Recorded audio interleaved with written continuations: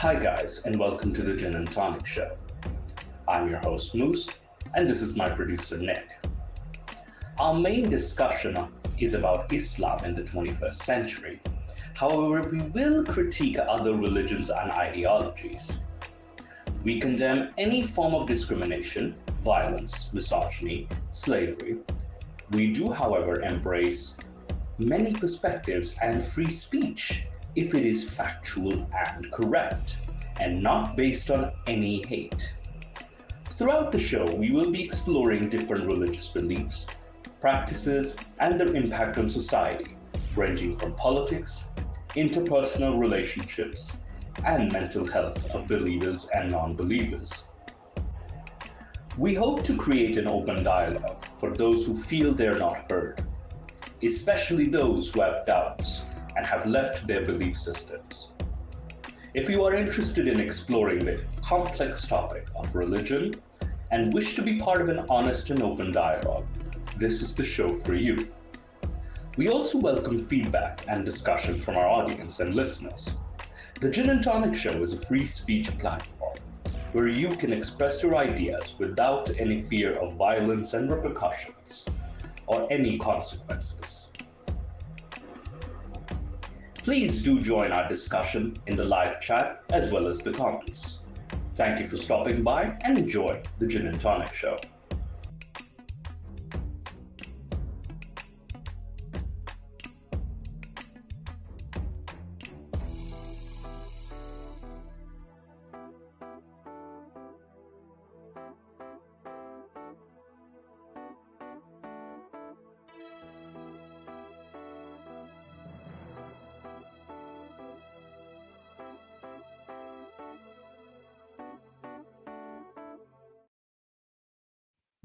Good evening. 1 second. Wait. Is my mic working? Okay, yes. Good evening and welcome to the Gin and Tonic Show. My apologies for going late. I am Moose or Mustafa, and I'm joined by a very well-mannered, very well-cultured, diabolical, entering into your nightmares just to complicate your historical knowledge. Please welcome Cultured Ginny. AKA the complicating genie. Yes, you are more of a complicating genie. On occasion, you will have the holy stick. Even though you're the genie, I'm also handing you the holy stick dipped in Zamzam water. Because sometimes I need to beat you with it or beat Nick when he's here. I kind of act more gin-like or demonic from time to time. So, that's keeping me, in check. And also, Ginny's a very neutral. I'm a very, I'm an angry ex-Muslim. And Ginny's like the neutral atheist. He's the nicer atheist. Which is kind of ironic, considering that I'm the supposed genie of the show. The what? I'm the genie, and I'm the nice guy. I'm the nice cop. I know, you're the nice kind of Ginny. I don't know which one are you. Are you the ghoul or the Ifrit? I would consider myself an Ifrit. Ifrit, right? Yeah, because the Ifrit is the most powerful version of a Jinn. That is. So yeah, today's topic. My apologies. We're gonna cover some news items first, and then, I know there's gonna be two articles. We are 2 or 3 news items we were gonna talk about briefly. I think Ginny and I were just discussing. We wanted to talk about the riots that happened in the past few weeks in the United Kingdom, and I think Ginny, you said something about there was the perpetrator who caught the murder of the young girls wasn't even a murder. No, it appears not to be this case. Of course, it could be that he converted, but it seems rather to have been, a non-Muslim, but from some, I think it was Rwanda. He came, his family came from, but he was born probably in Wales, if I'm not mistaken, and then he committed this action. I've heard the problem is that there is a lot of contradictory things spread around on the internet and in the newspapers and in media and on social media. And the thing is, despite this still having happened now, a couple of weeks, before this session of the gin and tonic show, it's still kind of muddy, and I do still kind of feel that a lot of these things seem to be rumors or unsubstantiated claims, and so we do not really know about why this guy did this attack towards the children at the dancing instruction school. Yeah, absolutely. We do know what it resulted in afterwards. Yeah, at least. Yeah, and that was a lot of protests that descended into rioting, and a lot of harsh measures against both the protesters and the rioters. Yeah, no, absolutely. It was. And I want to be very clear that this show is against rioting and destroying stuff in protests. Regardless of your opinions, do not break the law when protesting. Yeah, your voice is being a little like there's static in the voice. Oh, sorry. Yeah. Could you not hear? Yeah, like I can hear you. There's just a lot of static on your end. Oh, that's bad. I don't know why. What is causing it though? Yeah, no, I hope maybe it's just on my end. So I hope people can hear you. Yeah, do let us know if you can hear him. But anyway, definitely yes, we're not promoting riots. Like, we understand the emotion behind them. We're just not in favor of rioting.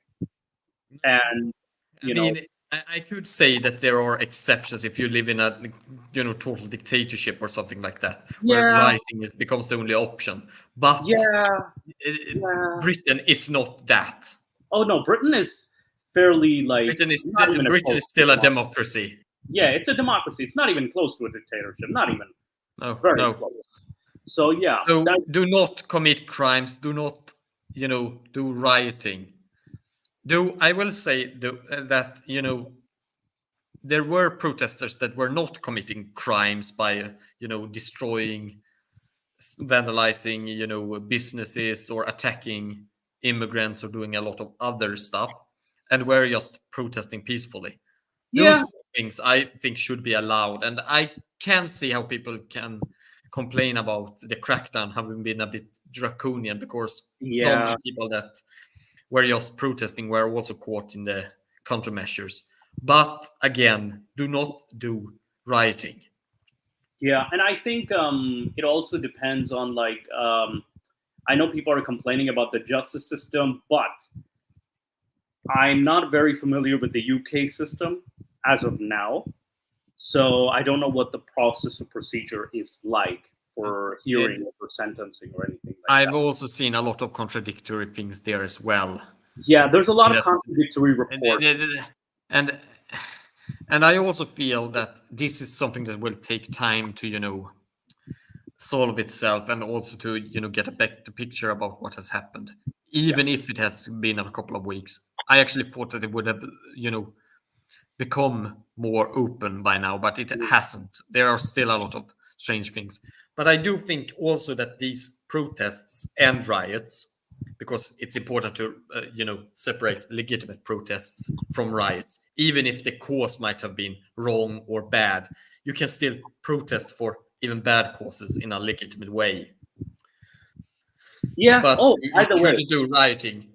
But by the way, yes. I think you and I were discussing this. I will sound like a bastard here. You can whip me with the stick if you want. But it's just that I feel like, remember where there was the Islam is going to take over, or Islam is going to take over the West. I don't know. I might be a bastard for seeing a silver lining here. That I don't think Islam is going to take over if we have an extreme right, and there's going to be a clash between the two. Yeah, I was getting to it. A lot of this is fueled by ideas about Islam taking over, and it's also fueled by problems with integration and problems with migration into the UK that do not assimilate. There are conflicts about resources. There are a lot of complexities connected to from my understanding with immigration here that are expressed in very destructive ways during these riots. Yeah, of course. Because people feel but if we were to touch upon this idea about Islamic takeover, I don't think that will ever happen. Because as these riots show, eventually, if people feel, that they are threatened by a takeover or something, they will react in this sort of manner, or even worse. And I don't want to see that. And I do not make any excuses for this overreaction. But I'm saying that a takeover by Islamists that some people, preach about is not likely to happen, because you will see counter reactions before that. Your voice is crackling a lot. Oh, sorry. You will see counter reactions. There we go. Yes. Happen far before there is any risk of takeover. Yes. Yeah. On a larger scale, you might have local areas that are suddenly dominated by one immigrant group or the other, where you feel like a foreigner in that area, but there isn't going to be a great takeover of the country or something like that. Yeah, because I feel like, let's face it, there's also going to be ex-Muslims from those families. There's going to be queer Muslims who are going to emerge as well in the following generations. Plus, of course, there's going to be resistance, both like progressive form of resistance and also a negative form of resistance. So it's going to kind of like, it's that weird yin and yang, you know what I mean? It's going to kind of like neutralize the progression. But yeah, speaking of which, another item that I found very interesting, also very terrifying too, is that an Iranian journalist, this has been overshadowed, by the way, by the riots, but in the UK, an Iranian journalist who is an anti-regime journalist was stabbed outside of London. Yeah. Oops. God damn it. Move away. Go away. Go away, stupid ads. Why are these stupid ads here? Gosh, go away. Oh, this is so annoying. Ads at the internet AIDS. Oh, no, right? God. Yeah, just an I as in. Stop sharing this. Ads, AIDS. Yeah. There we go. Internet AIDS. Okay, let me just fucking stupid internet. This is why I can't even read a proper news article without this fucking ad coming on my face. There we go. Okay, so an anti-Iranian regime journalist, he was stabbed outside of London. Like this article says that the attackers were unknown. And this isn't the first time that an Iranian journalist has been attacked, because of the fact that the Iranian regime does. There's another report, by the way, that the Iranian regime hired the Hell's Angels to do their dirty work, like criminal gangs to do their dirty. Yeah, that was very interesting. I mean, interesting and this has happened before with. I think Russia has done similar with hiring local mafia and the like in order to do assassination hits. I think they did something similar in Spain, if I'm not mistaken, with mind you, with a guy that defected from Russia. Your mic. I think that Russia did something similar with a guy that defected from the Russian services, either the military or their intelligence services, and they hired the local mafia in Spain to kill him. Yeah. So they, if anything, like they, oh my gosh, this stupid. But I might be wrong about this, so do not quote me about this. Yeah, so journalist it's just something I remember. Yeah, Pooria Zarati, from according to the Washington Post, was stabbed because British investigators, they actually found out that there have been criminals hired from Eastern Europe who faced a few barriers to entering Britain via Heathrow Airport. So the attack, but it has been a warning to fellow critics. Yeah, so motorcyclist gang is the party that against the ban. So that was the case, highlighting Iran's exploitation of criminal networks behind a number of recent plots orchestrated by the Iranian Revolutionary Guard and intelligence ministry. There was also a documentary called "The Son of the Mullah." By the way, it was one of the sons of the Mullah aristocracy. He exposed the current Khomeini, Ali Khomeini's sons, financial, schemes, or his investments, as well as his lifestyle outside of Iran. So he was targeted outside of Iran. He was captured and brought back to Iran on the inside. Mind you, he was in Iraq, though, and he did end up trusting a few people who weren't supposed to be trusted. So there was that issue. So that's why, as a journalist, you have to be very careful if you're a critic of a dictatorial regime like this. Also, the Iranian regime at this point is getting very desperate. This also shows that they're very desperate to shut down any criticism. And this is because they know that they're some of their secrets. I saw the documentary screening, by the way, and there was someone who started complaining to the documentary maker, who started accusing them of, they're not doing anything to change the country. And I think someone else shut them down, which is good. They responded that, hey, this person made a documentary highlighting some issues. What more do you want them to do? So the filmmaker told us afterward, there have been plans before by the Iranian and even the Russian government too. So this is nothing new. So this has happened in previous screenings as well. So there's definitely the issue of Iran trying to send particular, I would say, paid criminals, or using criminal networks. They've even used criminal networks within Jordan. They are Syria. using hitmen to carry out their will. Or hitmen. And I've seen the Pakistani government use this. There's a suspicion that even in Canada, the Indian government used someone from within Canada to shoot a particular Sikh activist. So this has happened before. So it's kind of okay, sure, you're safe in a Western country, but you also have to take extra precautions as well, because you never know how far certain regimes are willing to go to carry out their plans. So then there's also another news items. I know there's a few news items I just wanted to get out of the way.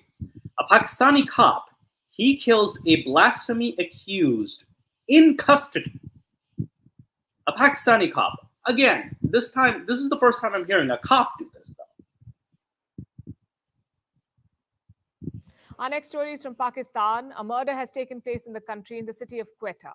It took place inside a police station. The murderer was a police constable. He shot a man who was in custody. Why? Because the victim was accused of committing blasphemy.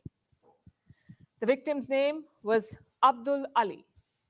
He had been arrested on Wednesday after a video of his went viral. He allegedly said something objectionable about the Prophet Muhammad. So he was charged under Pakistan's draconian blasphemy law.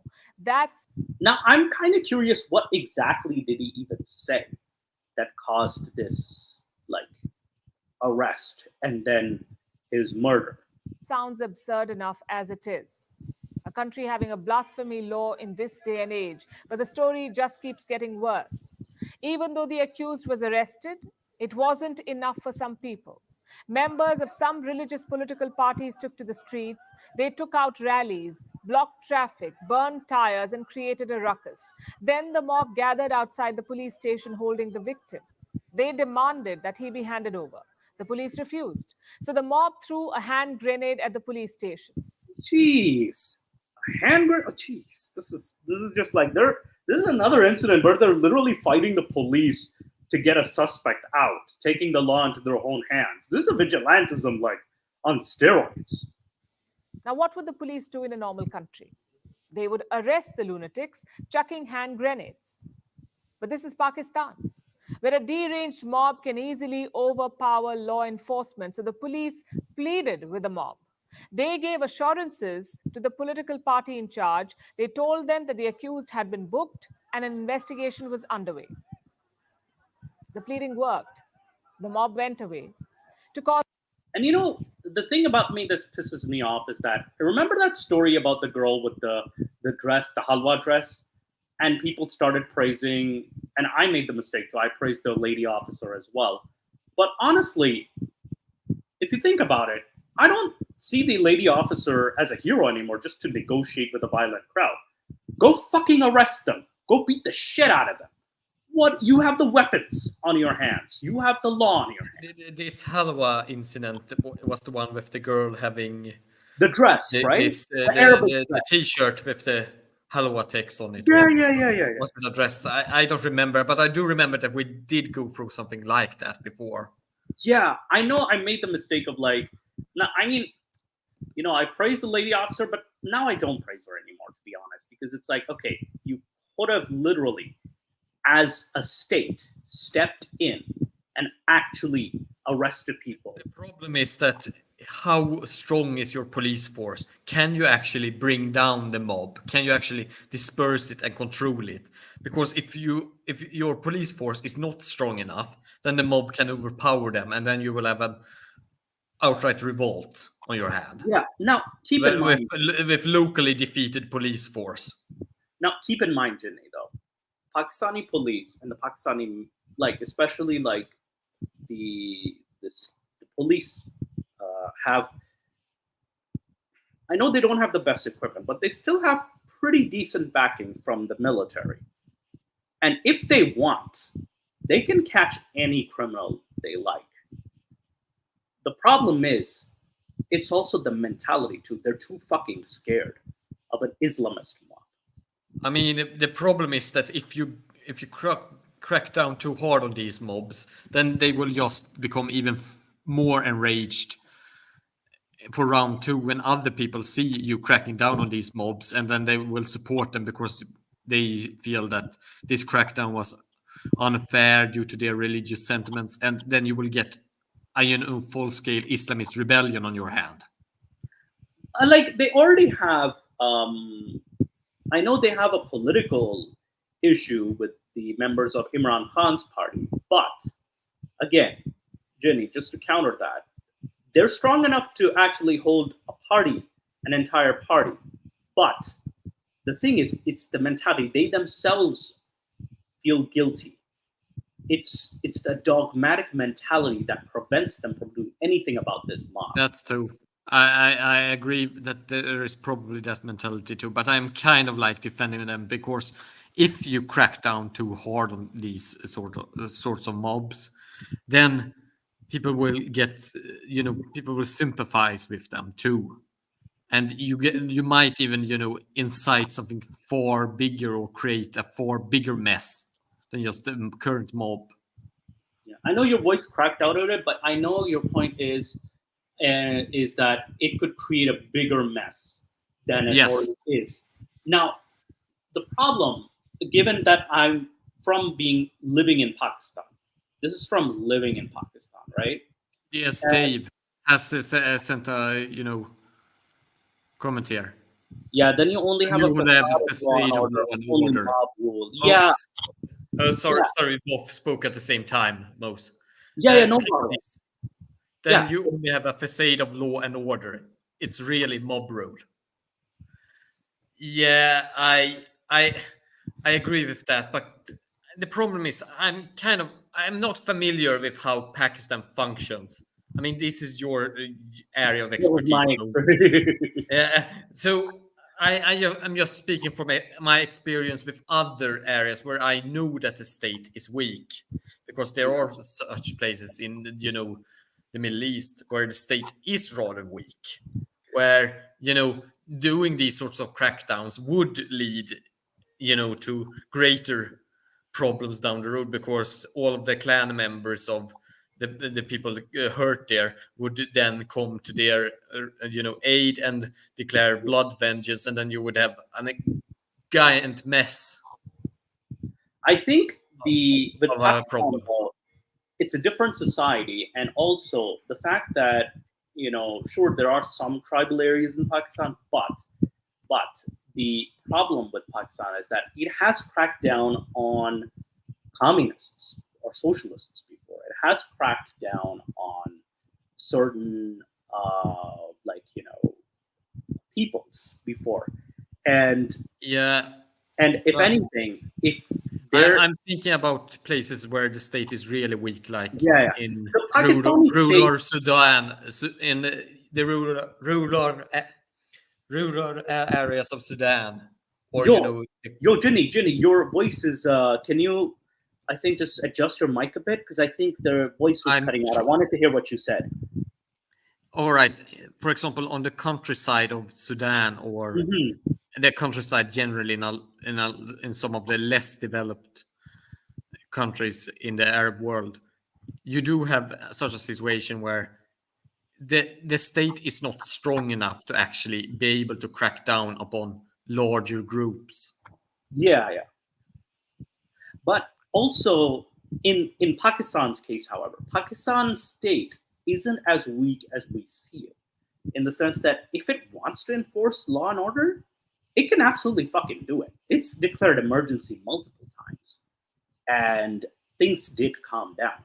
So the fact that it's the unwillingness and the cowardice, and I think the spinelessness, but also the dogmatic mentality. It's also they're afraid. Like, there are also certain religious persons within the force. So, like, the regular Pakistani liberal Muslim, or at least moderate Muslim, or regular Muslim, however mindset, the everyday man, is a little in this confused state, at least from what I've observed in Pakistan, or growing up in Pakistan, that is. I think that's why there's this hesitance to, crack down on extremists. But yeah, let's take a listen to the rest. I don't think this.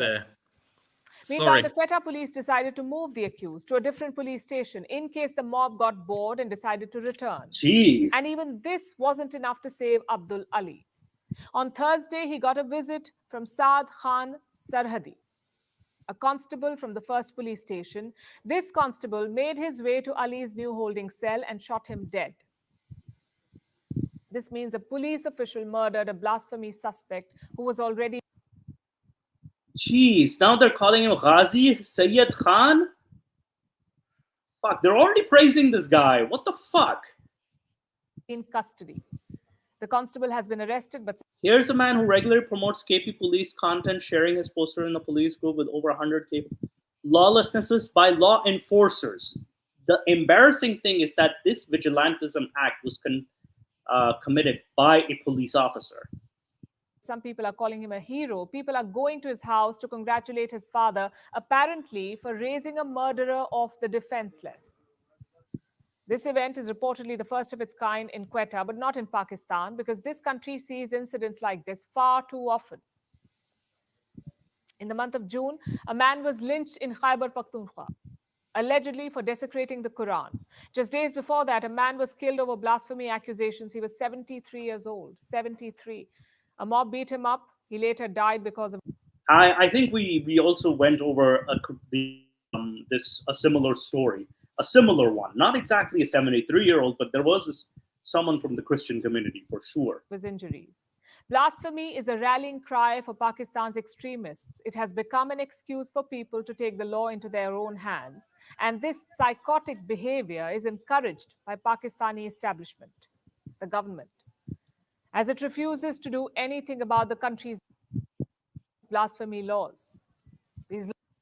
Yeah, I think part of it is also because the legal word itself of blasphemy being a crime kind of enables these guys, because they would know that they don't have any consequences on their hands, because there's no law that prevents them from committing this act, because it's going to be seen almost equivalent to as an honor killing situation. Laws were inherited from the British, but Pakistan made them more severe in the 19th. Now, I know I hate the statement when they say the laws were inherited by the British. I'm going to correct. Add something, Moose, because you played this before I got to finish. I will say that I do agree that there is also the religious sentiments, especially in this case with the policeman that killed this suspected blasphemer, in that there does exist this element of the policeman actually agreeing with the mob, not giving into the mob. But there is often a combination of this. One does not exclude the other. If you have a lowered level of respect for the law due to agreeing with, the mob against the blasphemer, together with the fact that you are afraid of the mob, and you have probably even have orders from above saying that you should not crush the mob, because if you begin to crush these mobs, you might incite something bigger. I think that also is a very good point. Like, there could be orders from the above, and also like, even just thinking in that situation, if some people get killed, this could escalate. Yeah. However, like I said, at the same time, you have the state apparatus itself is quite solid. Yes, but I meant most. I think that you're misunderstanding me. I'm not saying that you're wrong in your statement. I'm saying just that there are multiple factors. The factors that you mentioned are correct. But you're also in combination with the other factors I mentioned. Okay. It's not one factor that creates this situation. Because I think you mean like some officers would say, hey, let's not, some officers from the above would say, hey, let's give in to the mob. Some officers would say, hey, let's not, make this worse. Or they fear that it could get worse. There's the fear element too. But of course, there are those officers that just feel that, oh, I agree with the mob. This blasphemer needs to die. Like this guy. Yes. Like this fucker over here. And when you have all of these various, and you probably have orders from above to not make this worse as well, then you're under a lot of pressure as an individual cop or, as a force. Yeah. Regards to these mobs. Yeah, because as a like, especially like as a police officer, like it is, they will get like they could get into deep shit if, like, I can also see from an individual officer's perspective, what if he actually does silence it down, but he faces the consequences from above, from the establishment, and he gets vilified, or he or she gets vilified by the community in itself. So there's also that aspect I could kind of see as they could be treated as like a complete outcast or like a villain, so to speak. Then also, by the way, back to the British thing. I was also in the middle of that. I think Ginny and I, you and I, we also discussed this. It wasn't inherited from the British Empire per se. The law took place because it was set in place to quell riots between Hindu, Muslim religious groups, or from at least prevent them from provoking each other. That was the purpose of the law. And if anything, certain materials published at the time were found not to be blasphemous. So there was case law that did determine that certain books, if it's mocking a religious figure, wasn't considered blasphemous. So it was a weirdly like it was very different. That definition was very different. That was more focused on the incitement of violence, and it was set in place to try to, at least make peace or bring peace. Hello, Judah Bides. Hello, Judah Bides. Yeah, this also like certain what do you call it, and also, though she is correct on one thing, Pakistan did make it worse. There have been movements even before the 1970s, especially. By the way, Yeah. this channel or this newscast, broadcasting news organization, they are Indian, right? Oh yeah, they're Indian, but So let's take it with a grain of salt. Let's take it with a grain. yeah, I wanted to point that out, because we also need to consider that how big is Pakistan? How many hundreds of millions of people live in Pakistan? Oh, 250 million people. Yeah, and this is one case of a mob violence and murder. Oh no, dude, Vinny, we've been seeing like a lot of repeated cases, especially in yes, but how many are they comparison to the entire population here? Yeah. Now, keep in mind, I'm just trying to understand the scale here, because I know you want to see the scale, but even if it's 1 or 0.1% of the population, that's still too many of 250 million. But it really isn't. I mean, 1 point of the population would be 2.5 million if we say that Pakistan has 250 million people. 250 million. It's not nearly that scale. Oh no, it's pretty. Jimmy, I kid you not. Like, people are turning away from the problem. There's also the part of the problem is people don't want to even acknowledge the problem in Pakistan.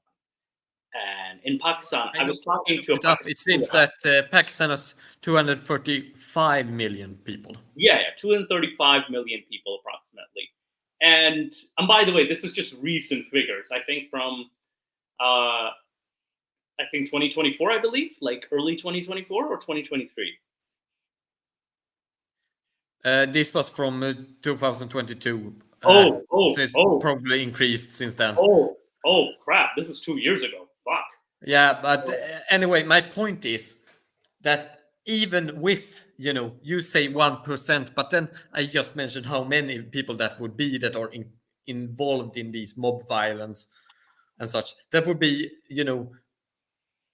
that would be over 2 million people, and that isn't really how many are involved. I think if when you look at it. Now, I do think that this is actually not that huge of a problem if you look at the total population size.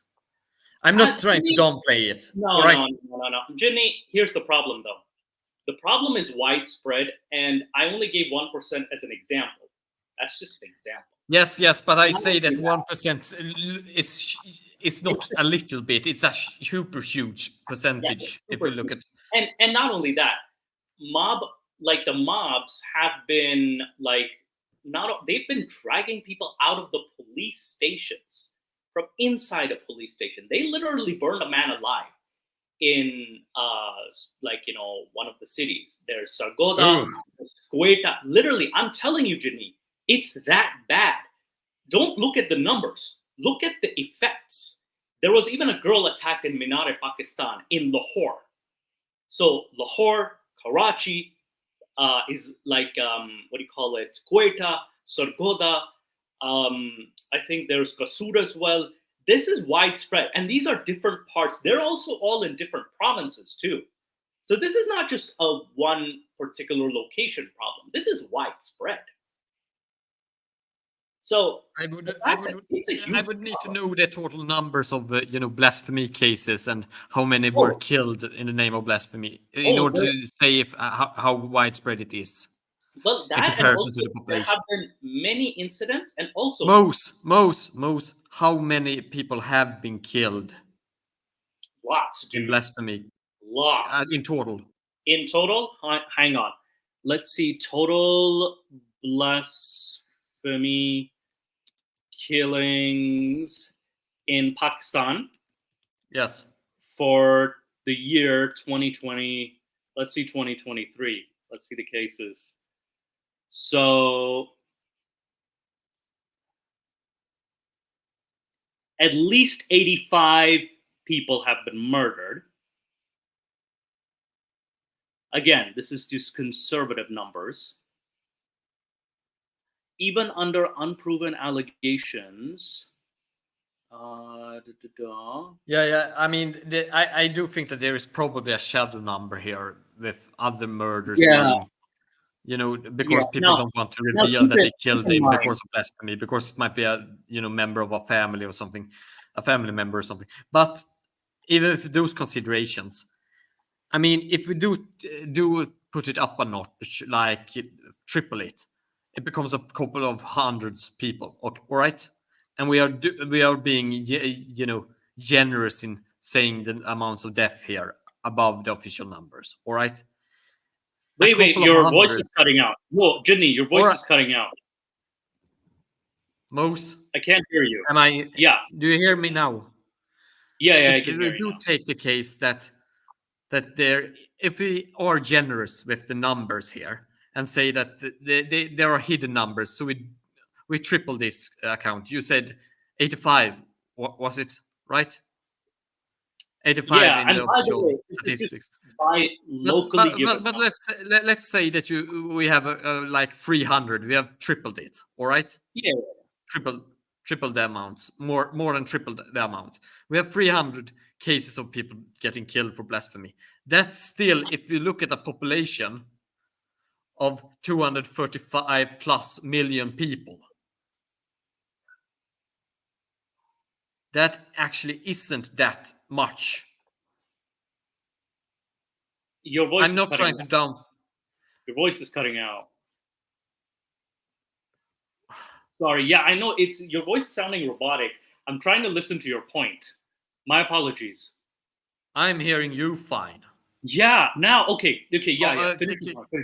Can you ask the others if they are hearing me? Okay. Are you guys? Okay. Yeah. I can hear you. Yeah. So I know you said that. Yeah. It's even 85 or 300 people is not as many. Yeah. Triple it for 300. It's still over a population of 235 plus million people. But Jenny, this is just numbers killed. We've also have arrests too. We have arrests and people languishing in jails. I'm not saying that this is a good situation or that this isn't horrible for the individuals involved, or that or that this isn't an issue that needs to be solved. It's a great issue, but it's not. I just try to. I know you're playing devil's advocate. Give me that stick.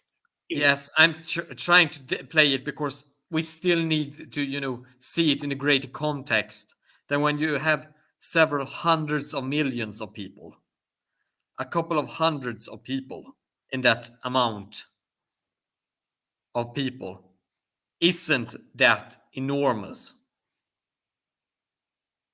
I honestly that's more of a utilitarian, and that's kind of like the thing that a Pakistani government was kind of like, okay, yeah, let's ignore the problem and kind of like turn the other way, so to speak. But I think the problem also comes with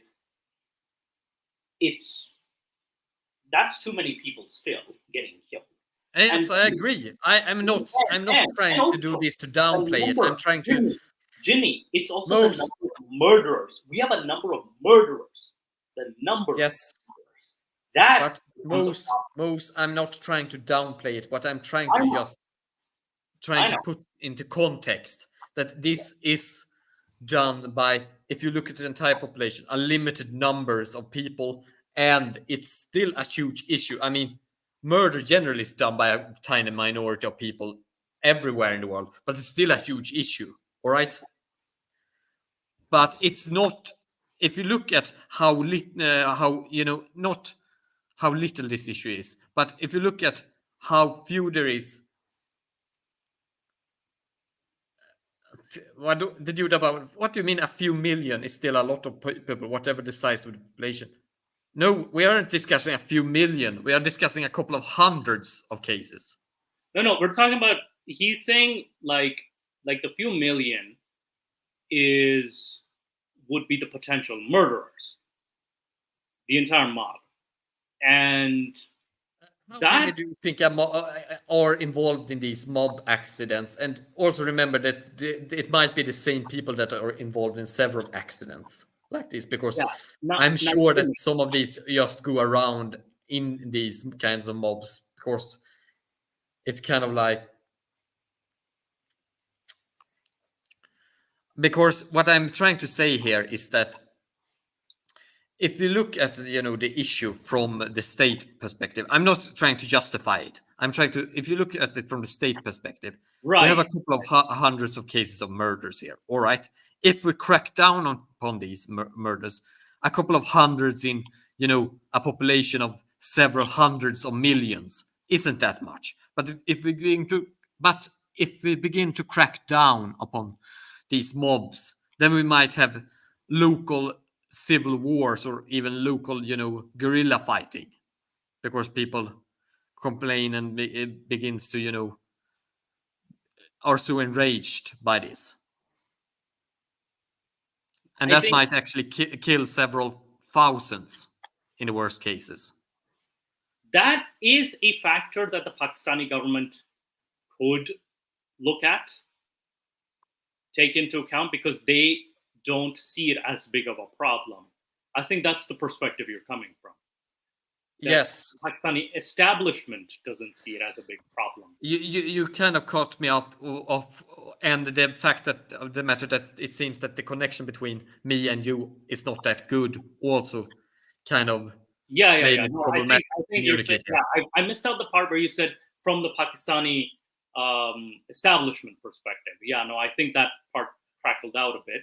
But it's from their perspective, if you're playing the devil's advocate, of course, that's not a lot of people like getting killed, but that has a lot of potential murderers. Number one. Number two, like the mindset, the overall culture is going to become like this. And I think we also covered in a previous video that was done by Junaid Akram that it becomes like this Walking Dead, kind of like robots, zombies, like people turn into zombies and become this. Yes, like it's mob violence. It becomes this is just the modern equivalent of the witch burnings back in old times in Europe.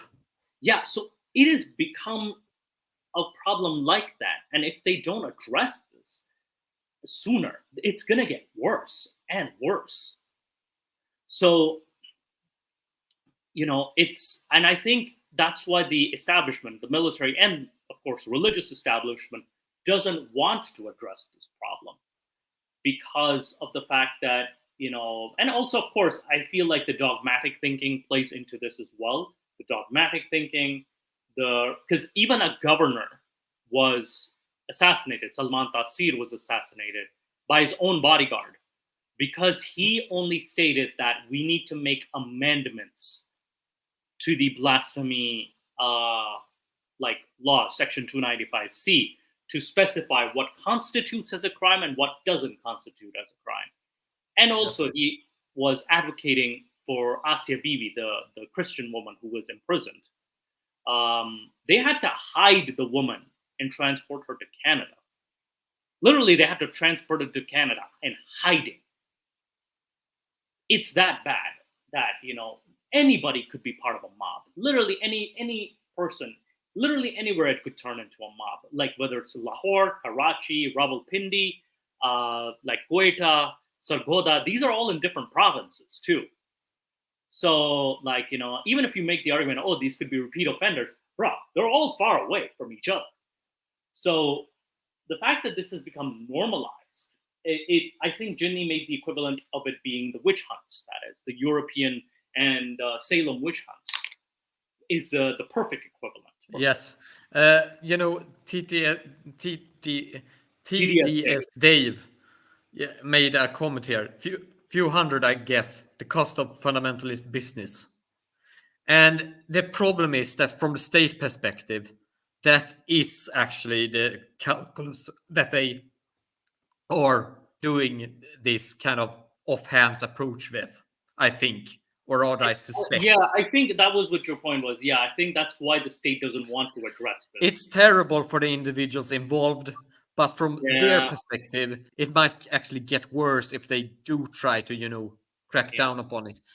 I mean, you could have another perspective upon this, like what was done in Sweden during the Great Power era, when witch burnings were beginning, where the state immediately cracked down extremely hard upon those that accused others of being witches. But that was due to a very different approach to government, which was, deployed by the Swedish central state. And that had more to do with the fact that the Vasa dynasty did not allow any type of dissent or things that went against their plans for how society were to be run. Thus, these more populist mob mentalities were not allowed. Yeah, this is so you could have that approach as well, but that approach would arguably be even more brutal than the mob violence. Yo, Ginny, I know your voice cut out a little bit, but I did get the point. Yeah, it was weirdly effective by the Swedish regime. Yeah, what they did is that they took the ones that had accused witches and had people killed due to these accusations and in these various mob justice processes. They took them, dragged them to the capital, and were very deliberate in their execution. Yeah, I think they were trying to send a message that, hey, this is not a big accusation, and I think a similar approach might be effective. Again, might be. It may that the Vasa dynasty had before also they had a reputation for being brutal before. Yeah. So doing this kind of stuff, sure. I'm not saying that the Pakistan government does not have a reputation for being repressive, but the difference here that the Vasa dynasty had during the previous, rulers, especially during Gustav Vasa, the founder, had kind of created this reputation of being kind of the dynasty that would just eradicate you and your entire village if you did something against them. So it was kind of like, it was a soft message in a way, what they did, but it was kind of like, we are doing this kind of softly. We are only executing the ones involved in this mob violence right now. But if you try to redo this, we will get even harsher. Yeah, they had this. They had this extremely repressive, brutal kind of reputation before this, which helped them to easily quell this. And I don't think, or I don't know if the Pakistan government has the same reputation or the same ability to repress, people. Yeah, because now the state apparatus is a bit in a confused state because, they'll crack down if you're against the army, but they won't crack down if you're, let's just say, accusing somebody of blasphemy, right? So it's kind of like a very selective form. But I mean, also from the state perspective, they wouldn't actually want these mobs to run around, because these mobs, if they run around and kill people for blasphemy, that might even not have happened. They also undermine the rule of law. And from the state perspective, you want to have control. You want to have the rule of law. But it's also not cracking down upon them, but can be a result of the fact that they don't feel confident in actually being able to crack down upon this efficiently. Yeah, I think there's also the fact that the fact that they're, like you said, but there's also the fact that they don't know if they can, but also the fact that maybe they want this mentality to fester. Maybe they want, because Pakistani government has used extremist militants in this is another thing. I think that this sort of blasphemy accusations and people being concerned with blasphemy and concerned with all of these legalistical rules makes them not it makes them focus upon that rather than focus upon the issues of society and of, in particular, of governance. Though personally speaking, Ginny, if they remove this blasphemy, if this blasphemy issue was completely removed from Pakistan, I kid you not, given the situation, so many things would be improved because of the fact that there's a freedom of expression, and there's also like you're able to keep people accountable. Because sometimes blasphemy accusations are even used to settle personal matters too. Yes, and this here you are getting close to what I think is one of the main issues. These blasphemy laws and this mob violence that is also connected to it is a sort of power that individuals use against their personal enemies and in order to use as a threat to remain in power and to avoid accountability. Yeah, and I think this way, and when powerful people have incentives to keep something, they will strive to keep it, because or when powerful people have something, a means that gives them power, more power, and that protects their power, they will strive to keep it. and I think that may be the core of the issue. But let's continue with let's finish the video. Actually, we got a little sidetracked. 1980s, during the reign of the military dictator Muhammad Zia-ul-Haq. Zia was a religious hardliner, and he wanted the country to reflect his worldview. Up till 1986, there were 14 cases related to blasphemy in Pakistan. After Zia mucked about, there have been hundreds. The military dictator popularized the prosecution of blasphemy. Okay, so like here, 14 cases were only reported before, but now they drastically increased. Mind you, these are just the legal cases. And this has made its way down to the people, brainwashing them and creating the conditions for mob lynchings. No Pakistani politician will reverse Zia's changes for two reasons. One, they're scared of the mob, terrified of the monster they helped create, because even politicians get murdered when it comes to blasphemy in Pakistan. And the second reason is greed. The blasphemy law has helped birth extremist movements and religious political parties. These parties can rally popular support, as we just saw in the case of Quetta. The support can be converted into votes. That's why no Pakistani politician will ever try and repeal the blasphemy laws. Yeah, playing into religious sentiments also like buys votes too. Like this is actually a pretty good point, especially Jamaat-e-Islami is one of the most famous parties in Pakistan that actually got popular because of rallying behind a religious cry. Now take a step back and think about everything that you just heard, about how religion has been weaponized, about how cynically it has been used. What is the real purpose of blasphemy laws? To protect religion? Religion has been around long before any of us. And it will be here long after we are gone. It does not need protecting. Blasphemy laws are not about protecting religion. They are about persecution. These are tools to control the masses and an easy way for politicians to remain in power. The people of Pakistan should recognize this and push for a reform before more lives are lost. I mean, like for an Indian channel, if anything, I will give her credit though. Like she at least didn't say, she actually stated the facts, weirdly enough. I'm weirdly surprised that she didn't go on this agenda of like, Pakistan creating terrorists.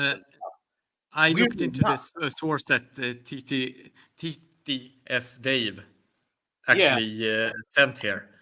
In the conversation. And actually, it says that there has only been a case of 89 killings since 1947 of accused blasphemers. Mind you, these are 1947 to 86. No, 2021. Yeah, I know, but remember, we covered this like 1947 to 1986.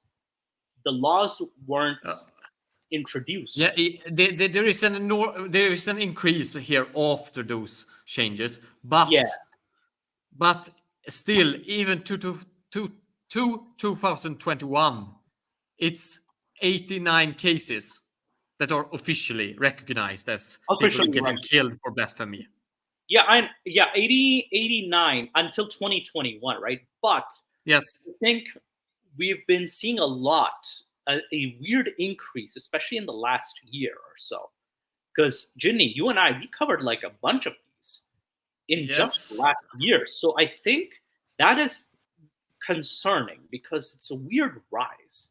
There could be a rise. I'm seeing it also that, but it seems to have actually had peaks before around 2011.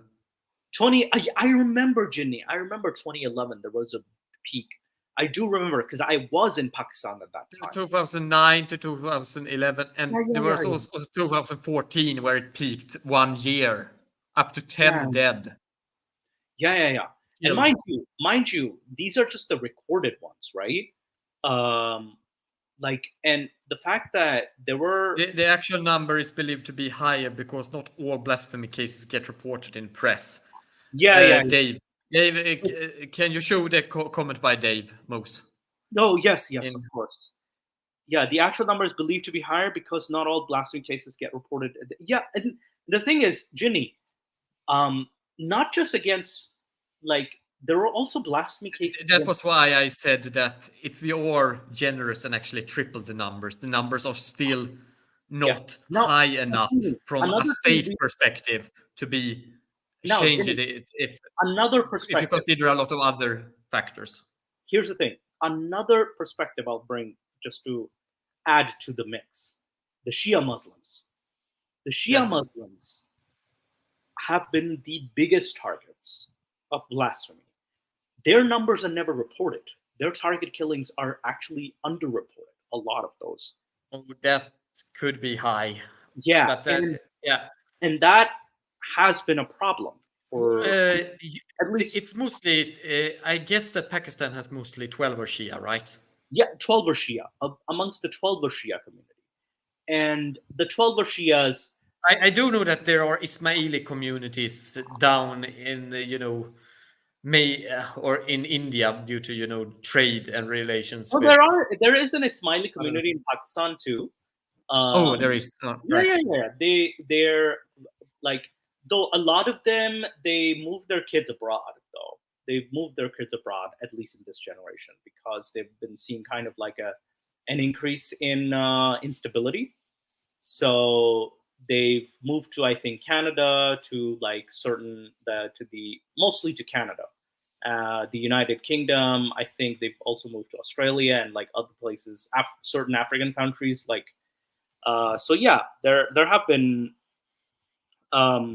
there were used to be a lot more Ismaili Muslims in Pakistan, Ismaili Shia Muslims, but their numbers have decreased. Of course, mainly due to the. I just wanted to get that clarified because I'm not good about the Indian subcontinent when it comes to Islam spread there and such. I mean, my specialty is the Middle East historically. Ginny, your voice cut out. Sorry, I apologize. No, I'm not that good about the Indian subcontinent and how Islam has spread there and which sects or groups are active there. Since my specialty has been the Middle East and its history. Yeah. Now, the India and Pakistan, the subcontinent has the mainstream sects. So they do have the mainstream sects. There are subgroups like Sufi groups. The distinct thing you'll find is the Sufi groups. And I mean, you do have very distinct interpretations of Hanafi fiqh as well, with the Deobandi tradition, and you have various Sufi groups that are quite strange. For example, the Qadiriya. The Qadiriya tradition. You also have the Barelvi Muslims too, like the Barelvi group, and you also have the Tablighi Jamaat. Remember, we covered the Tablighi Jamaat last time, where they were, I think, in the cricket episode, and the Tablighi Jamaat was more of a born again type of a movement. That is. I mean, the fact that for example, if we go back to the Qadiriya, because this is actually a super group that I've experienced with from my studies of, the Middle Eastern history and Islamic developments. But I also know a guy that does research on them in Pakistan. Yeah. And on their traditions there and on the Indian subcontinent. And my view is that it seems that this entire order is like completely different. Not only have they shifted from from Hanbali fiqh traditions, which is the case in the Middle East, and Al-Jilani was a Hanbali scholar. So they have shifted from that to the Hanafi tradition, and they've also, made it kind of the opposite, but they are still said to be descendants from, Jilani, from the original Abdul Qadir Qadariya Jilani, Sufi. right? Yeah, Yeah, Abdul Qadir Jilani, and they are very communal. They act a lot. They have a focus upon acting within society, which is like the opposite of the traditional Qadariya Sufis that try to live as hermits. Now, TDS, Dave, keep in mind though, the Shia cases were underreported because a lot of the clerics, like I used to be a Shia, like based on personal experience, a lot of the Shia cases weren't reported because of the fact that, the Shia believe Shias just had to, as a community, were accused, and their leaders were accused of blasphemy. And they were able to kind of had to start taking a indirect approach. They wouldn't talk about Omar, Abu Bakr, or Uthman, because that was considered blasphemy, or even Aisha, for example, because Shia Muslims don't like Aisha. So there have been cases like that, but those are underreported. But there could be more Sunni Muslims too. Again, we just haven't counted the Shia figures yet. But I think they just count them under Shia killing status. So there may be a bit of overlap between Shia killings and mob blasphemy killings. There might be an overlap, but again, there's very limited. I think reporting and research in this. But thank you, TDS Dave. Though, thank you for pointing that out. I could be wrong. Might I go back to the previous point? My point is that, I mean, the Islam that I'm seeing on the Indian subcontinent in many regards is quite actually different from the Islam I recognize from the Middle East. Oh, of Not course. to, say that it isn't very diverse also in the Middle East, but, it's a completely different ball game. If you go to Pakistan, like your perception of how Islam is practiced is going to completely shift if you move from, let's just say, the UK Pakistani Muslims, and then you'll see Pakistani Muslims in, for example, Karachi. You'll see a big difference, extremely big difference between the two. And that will be, I think that was what your point was, Ginny. Like you probably were a little mind blown because you were like, wait, I have never heard of this before.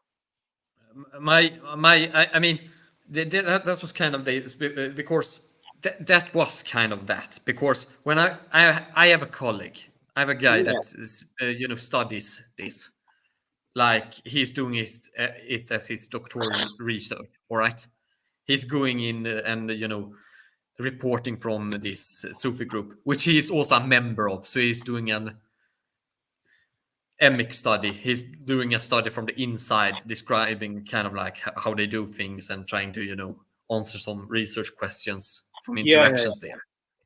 And the things that he told me about this group, it's kind of like this isn't even it's not even similar at all to what I am familiar from this tradition in how it evolved in the Middle East. It's like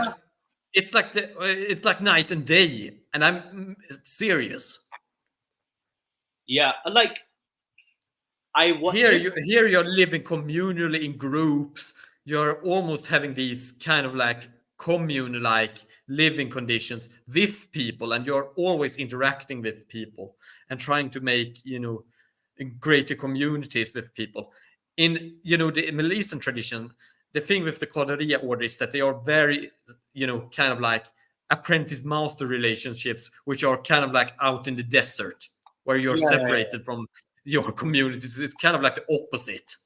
Yeah, And it's extremely, strong kind of asceticism. You're to live on absolute the barest minimum. You're supposed to beg.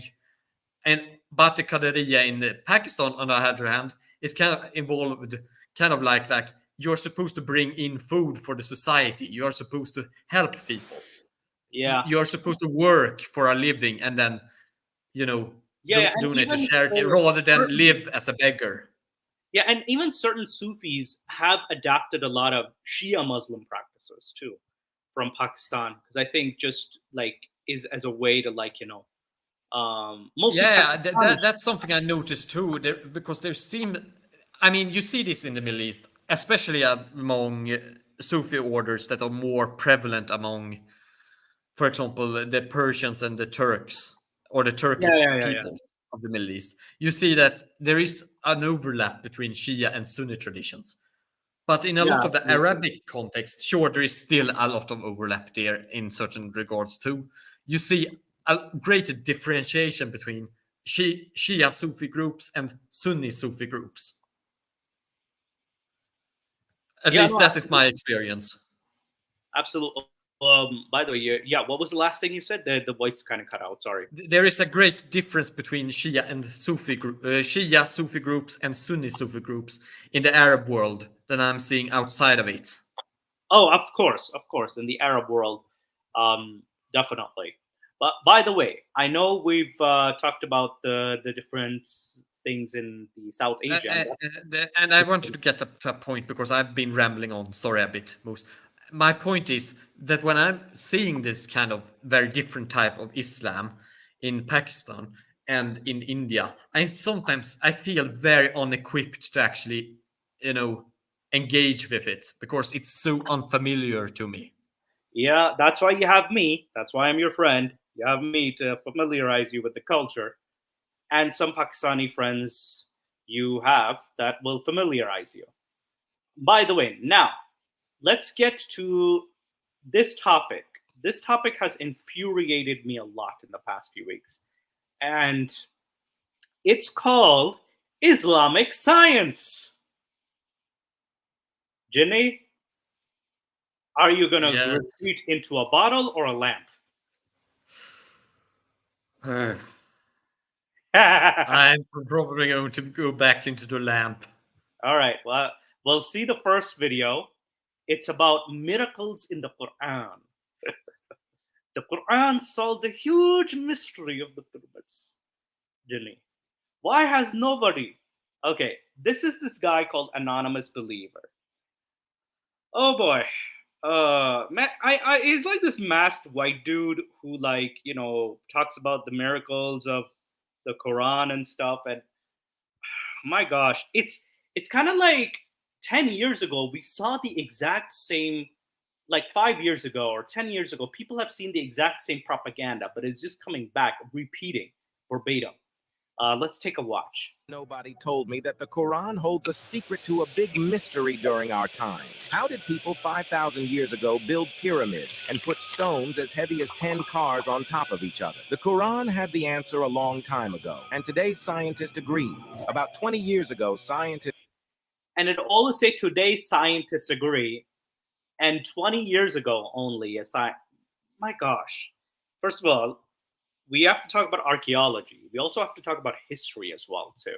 But found out that the upper stones of the pyramids are different from the lower ones because they weren't carved from other stones and carried to the top. Rather, they were baked on top of the pyramids. Now let's hear the Quran.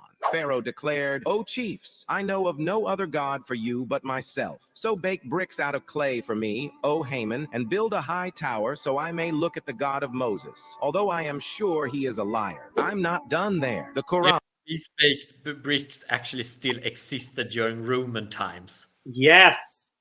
So I'm pretty sure that they might have still existed during, the Arabian the time of Muhammad as well.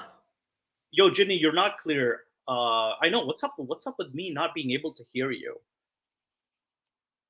I mean, are others hearing me? Yeah. You in the chat, are you hearing me? Yeah. I don't know. Thank you. By the way, can you please comment if you're hearing me fine, and so that we know if yo, it's just guys. Moose that has issues, Yeah, or yo, if it guys, is my connection that is. if there's an issue with Ginny's connection, because I want to hear half of the things. Yep, hearing you. Okay, I think it might be my connection. I'm not. All right, then it's yours, because I've suspected, because then I must have repeated me a lot to you people, because I thought at first it was my connection that was wrong. Yeah, my apologies, Ginny. I'm so sorry. But so yeah. But if you say that I cut out, I will try to repeat it for you, most, so that we can have this. Yeah, sorry. No, I want to hear you. That's the thing. All right. Yeah, I understand.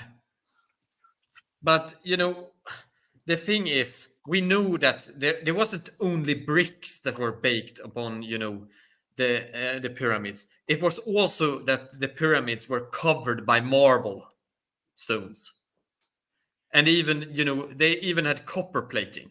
Mm-hmm. And we know from descriptions that this was the case, and this is back in the ancient Roman times, and I mean, it could have remained in living memory at least until the time of Muhammad, or even more possible, he could have and someone close to him could have read this somewhere about the Romans having encountered this, or some other people having encountered this and then been told about it and then included it in the Quran.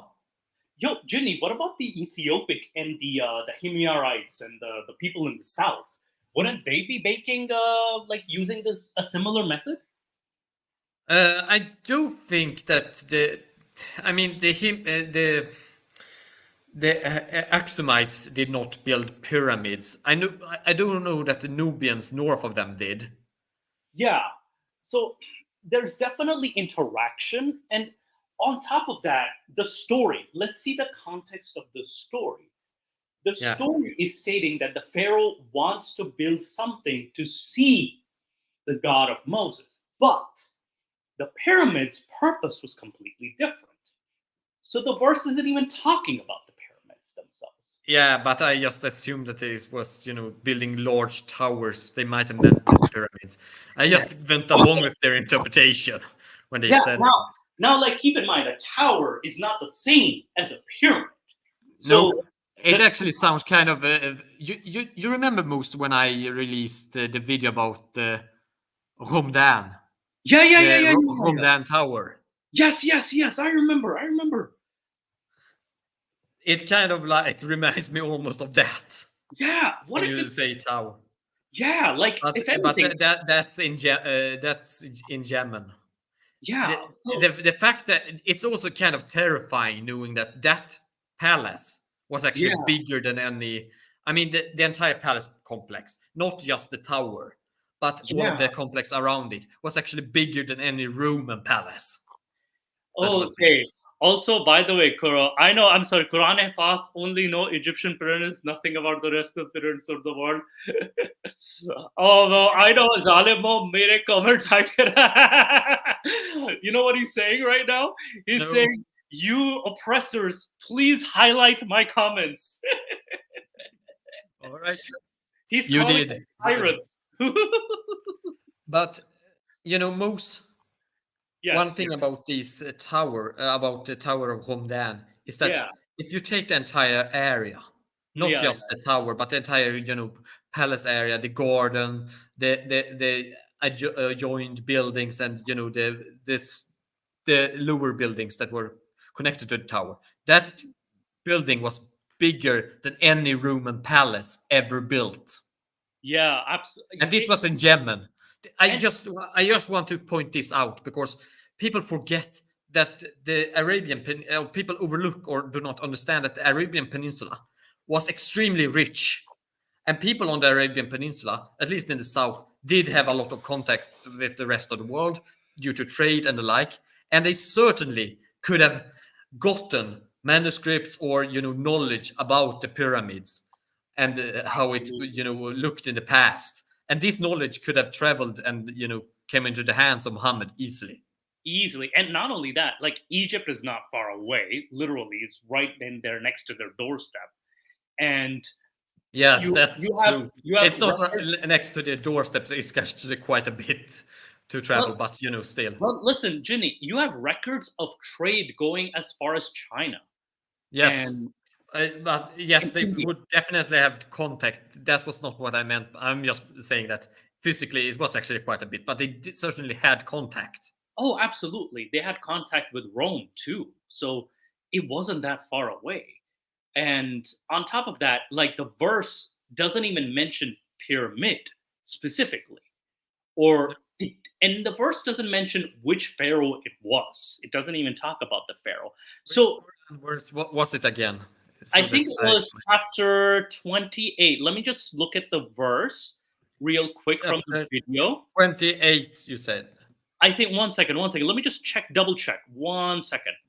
Because I had it somewhere saved. Just give me a moment, Janine. Yeah, my internet is a little slow today, so maybe that's why I'm having some issues. Yeah, chapter 28, verse 38. So Quran chapter 28, verse 38. 1 second. 28, 38. Oh, I thought that you meant 20 and 8. All right. No. 28 and 38. So Surah Al-Qasas, I think I'm looking at the verse. It says here, at least in the English translation, come on, okay. Pharaoh said, O eminent ones, I have not known you to have a god other than me. Then ignite for me, O Haman, a fire upon the clay, and make for me a tower, and I may look at the God of Moses, and indeed I do think he's amongst the light. Now he's trying to build a tower similar to the Tower of Babel. I would say that's the impression I get from the verse itself. So that, and also the fact that the verse in itself doesn't mention who the pharaoh is. And we don't know the time period. Actually, it's Sarhan, which is edifice. Edifice. So not a tower, but an edifice? Or, building generally. It could be a castle, it could be, any building. Yeah, it could literally be any building. So I mean, the fact of the matter here is that, this isn't clear what it is that they are actually building. Yeah, so the fact that this miracle falls flat, and Puya has a good point here. Yeah, I just joined, but that is my correct, is that is a full of post-diction, prophecies that only predict things after they already happen. Yeah, this is definitely could be a potential case of prophecy happening. I mean, this could actually include pyramids, because the term is just for a great building generally. Yeah, but keep in mind, because I think that edifice is the correct term in English. Yeah, but even then though, if you want to prove the holiness or it's from a supernatural being, you gotta be a little more specific than that, and you gotta make the standard is set too low and it's too mythical, and it's kind of and also the context of the verse. The context. You remember there is this verse in the Quran. I have to look it up where they say that they will in the future build the large buildings. But then they've already built a large building. Yes, they already built them in southern Arabia.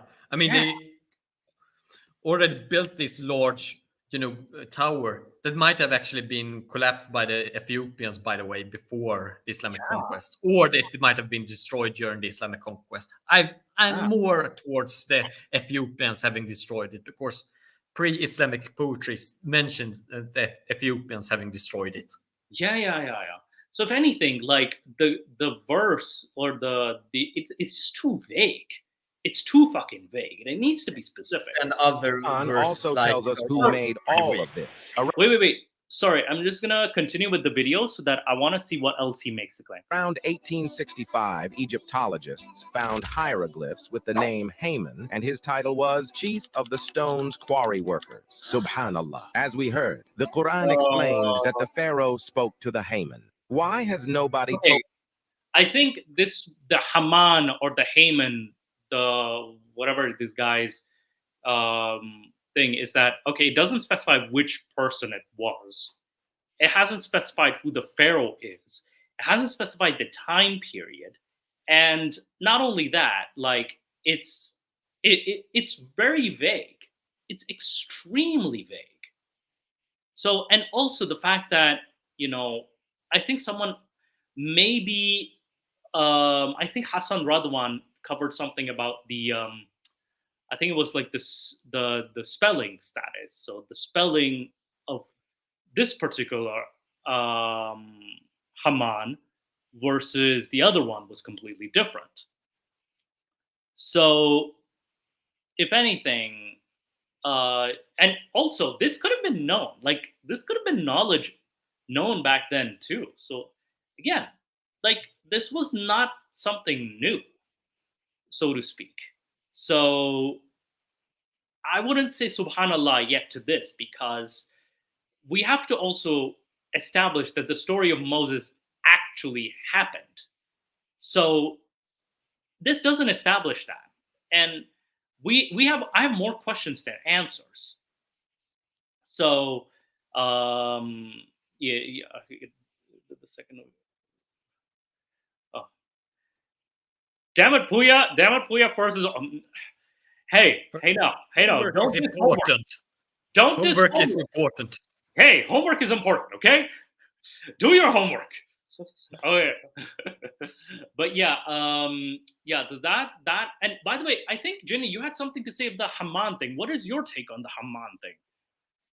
There is, if I remember, this isn't my specialty. I mean, my focus isn't actually, on the Quran and its, development and such when it comes to Arabic history.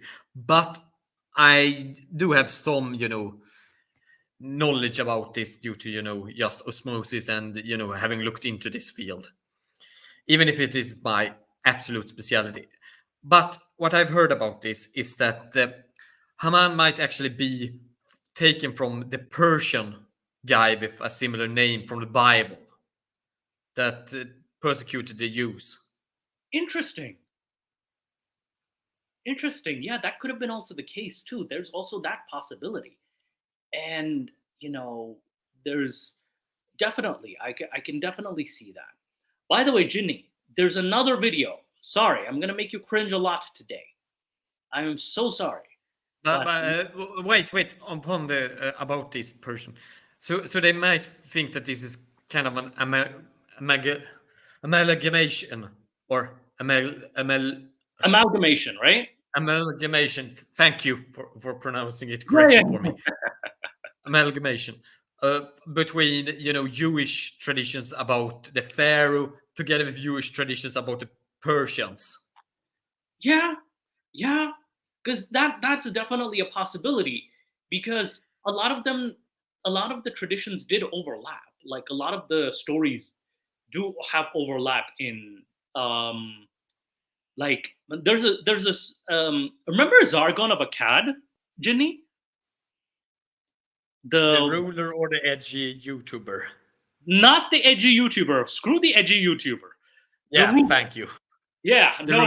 Let's not even go to that weirdo edgy YouTuber, okay? Yeah, this guy had a story like his like the basket store. No, not the white person. No. No.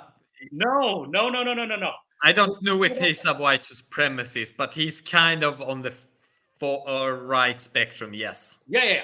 No white supremacist. No. We're not talking about any of that.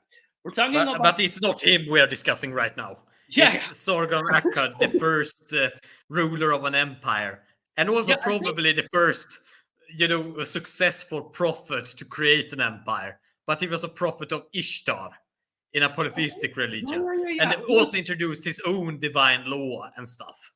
Yo, was he a prophet of Ishtar? Yes. What? Okay, because I read his legend, and it said that he was also sent in a basket. Yes, to even survive. think that this might have influenced the Moses legend. Yeah, there's a possibility. As Sargon of Akkad also, the problem with him is that we actually don't have his divine message, but we have all of these stories that were used to create divine law later in Mesopotamia. Yeah. So this would be kind of like the case as if some archaeologists would discover Islam and discover some hadith remnants, but not discover the Quran.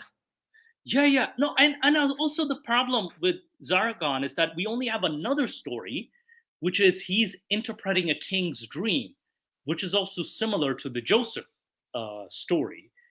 But I think, like, there could have definitely been cultural influence for sure, oral cultural influence definitely.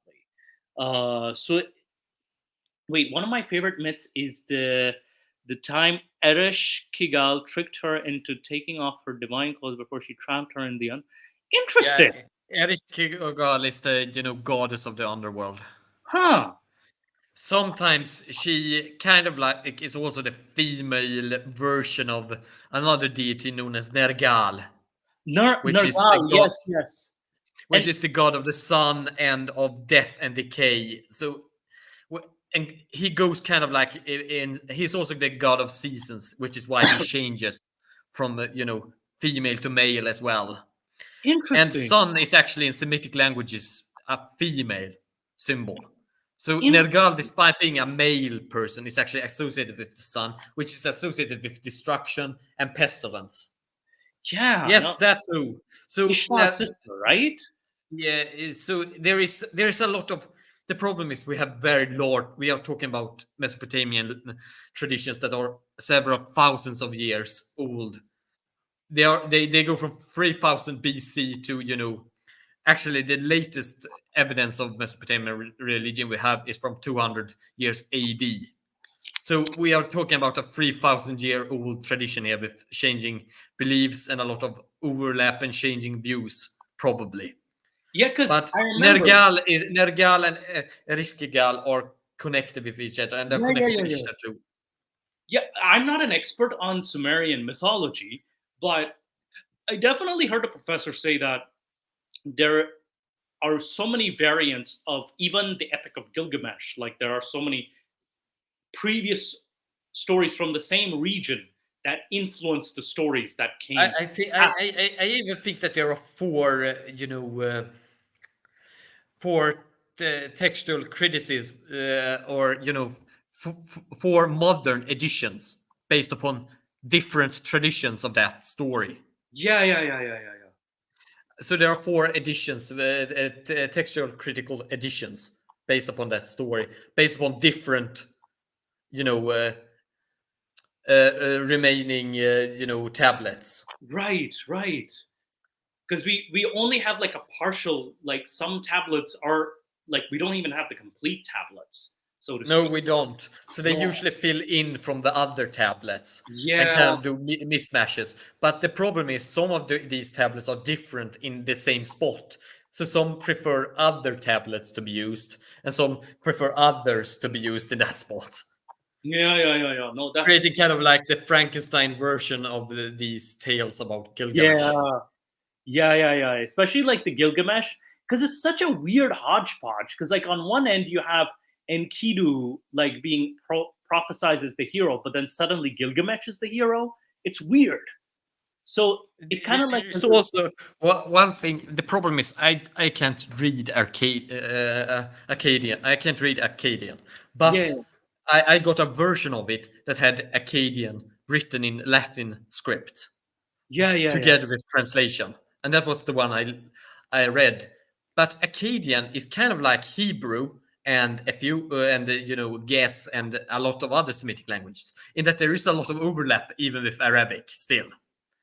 And the term that is used for Enkidu is actually derived from the root of Ein, Shin, Qaf.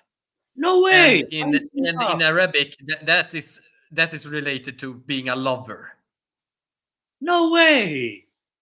So there is kind of I don't know if this has if this root has the same connotations in Akkadian. Yo, that's But that ish. implies that Enkidu and Gilgamesh might have been the closer than just friends. Yeah. I wouldn't be surprised. All right. Anyway, let's see this Quranic miracle by the Muslim Caliph. 1 second. Let me just increase the volume. The Quran that will absolutely blow your mind. Let's take a look. All right. Don't say Allahu Akbar, please. I want my head intact. Don't blow my mind into bits. Now we know that thousands of years before the Quran was actually revealed, Prophet Abraham alayhi salam lived. But did we know what his people actually worshipped? The Quran precisely mentions 3 things. Here's the thing, though. We don't have a timeline of when Abraham lived, or a location, or a specific location. Like, if you even go by the biblical version, there's it's a bit confusing. I mean, we do know that he goes west, which Yeah. implies that he might have been from Mesopotamia. Mesopotamia. That's the thing. Or it could have been from Canaan. We don't know for sure. We don't know for Or sure. he could even have moved, from this, southeast. He could have been from the Arabian Peninsula. Yeah, and the thing is, we're not certain. Also, if this or he might have not even existed at all. Yes.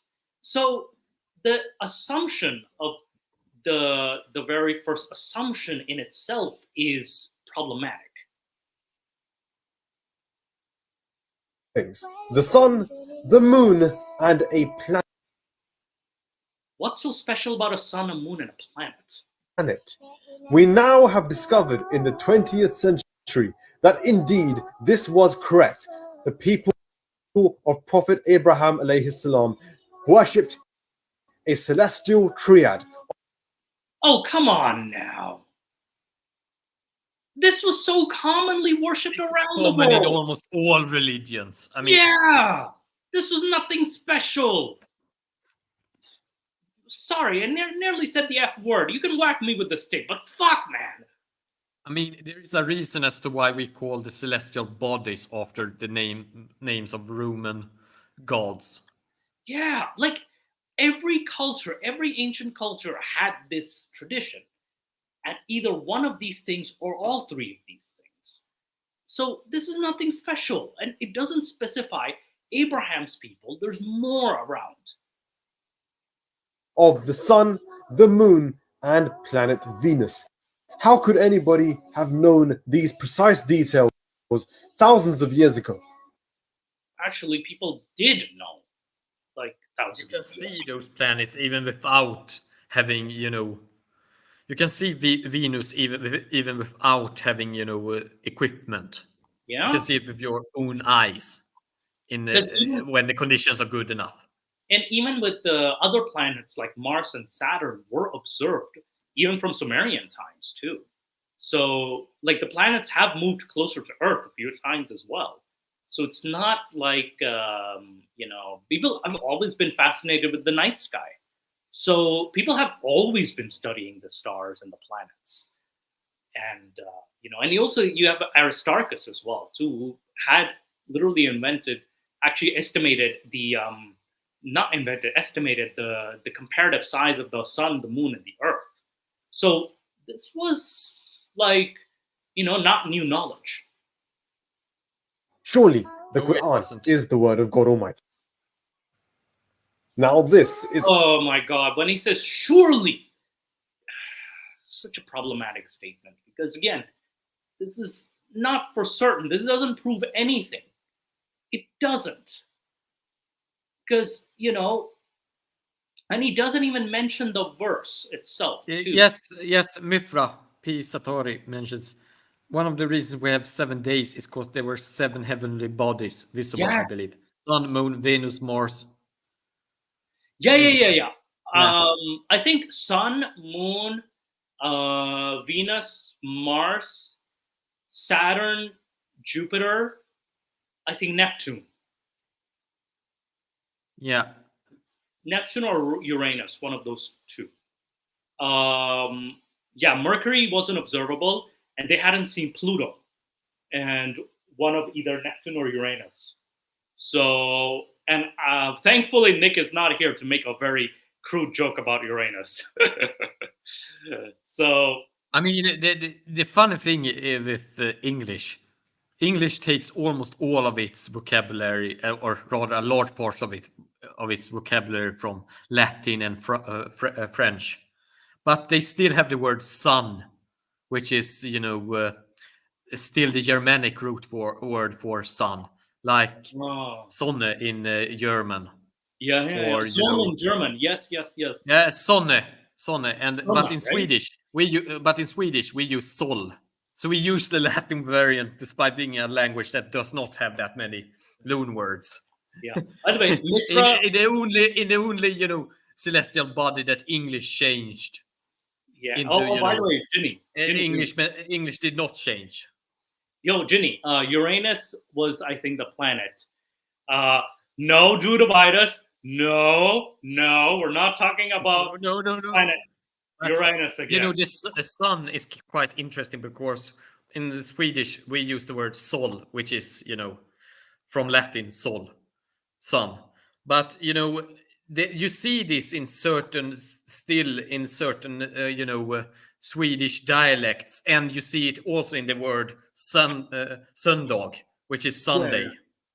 Yeah. That we still have the word sun in the language, but not used in the official standardized language anymore, except in compound words where it still exists. In old compound words. So it's kind of like we do share this old Germanic word for sun with English, sun, sonne, in German, and Swedish, German, English. No, absolutely. Like it was, also, by the way, and this has to do with the fact that, the Sunday was the last day, because the last day was dedicated to the sun, also in Nordic Germanic traditions. Yeah. And the day before, since it's known as lördag, has to do with actually in both German and Swedish, lördag is Saturday. It actually means washing day, because you were to ritually cleanse yourself on that day. Oh, by the way, Sunday. Yeah. There's a sci-fi called Raised by Wolves, I recommend. Instead of Christianity, some other religion from when it was new became prominent, worshipped by Sol. In this world, they became the world power. The Sol Invictus cult. Yeah, the Sol Invictus cult. It's very confusing and simple, and the rebel faction are just called the atheists. That's kind of like sounds like Mithridatism and the Sol Invictus cult. Yeah. So that's definitely interesting. I'll definitely check out the show. By the way, there's another. This is by the way, this is so common on Instagram. It is so overshared and like with 4,000 likes, all this stuff, and it really grinds my gears because and that's why Ummah for Allah post this. They say without lies, Islam dies. So let's see these lies. What does this have to do with the universe? The universe was expanding.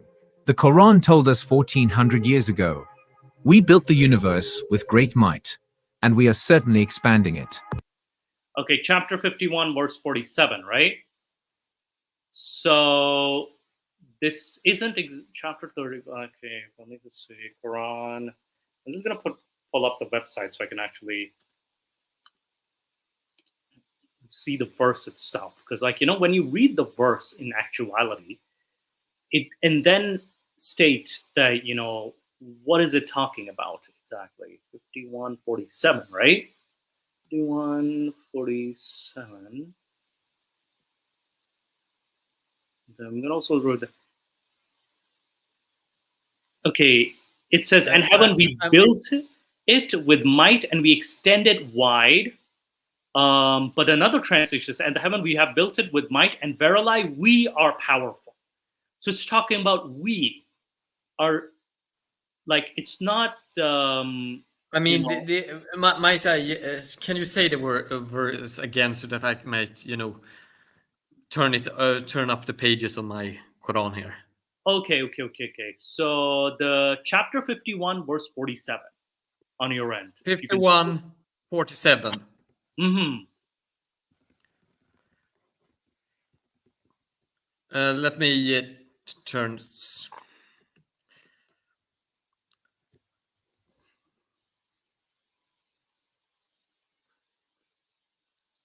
I don't see a problem. It's just the plural of glorification. It's not anything more than we, like a royal we, or Yeah, exactly. So it's nothing special really here. It's not. It's not like they are. God isn't several gods here or something like that. It's just. Oh no. I think it's not talking about the expansion of the universe though. It's they are talking about it being continuously expanding. Yeah. One second. It is actually Number constructed 2. in a sort of grand style by the. Sorry, what? By the. It's actually constructed in a continuous manner, like we are expanding it. Yeah. Like the ing form in English, doing, speaking. It implies continuous action, right? That you're action that is done together in with some other action, like I went to the zoo seeing the animals. Mm-hmm. Like you're doing it continuous as you went there. Mm-hmm. As it was a continuous actions once you were there. And it's kind of like the same, the grund and the active participle here in the verse functions as the same. So it's not. I think that you were Yeah, I'm sorry. implying that it wasn't continuous, or it was just implying that we expanded it, but it isn't finished. It's still doing it. Yeah, no, it says here, we who are its expanders. So it's talking about the. Only one translation says it's about the vastness of space. Yusuf Ali. I think it's from the Yusuf Ali translation. I would translate it. Hmm. Yeah, go ahead. Sorry. I would, and the heaven, we built her with, our might or our, power. Yeah. And we are expanding it. Yeah. Now the problem is, though, is that was this a new idea? I mean, I don't think it was that new idea, and I mean the idea about there being a vastness out in space is probably not new. Yeah, like if anything, like it's, and even if you want to be generous, even if I can be generous and say, oh, it's just. I am being generous here, but I'm also saying that it is also not that of a far-fetched interpretation. Wait, sorry, say that again. Sorry, I couldn't hear you. I am being generous here, but I'm also saying that it's not a far-fetched generosity to say that it implies a continuously expanding universe. Mm-hmm. Yeah, this one's like you could interpret this as saying that we built it and we were expanding it as we built it, because they are kind of constructing a very vague sentence structure, verse structure here, where you could interpret it as something that is limited to just that function, or it's afterwards as two interlocked different sentences. Yeah. Now, I also have the following verses, like in the same chapter, that is. So the previous verse talks about Noah. Noah, aforetime, they were transgressing a lot. We have built the heaven with might, and indeed it is we who are its expanders. So then it says, and we have spread out the earth. So how excellent spreaders we have been. So it's kind of like just talking in more poetic language. It's not exactly like telling you anything about space or that the universe is expanding.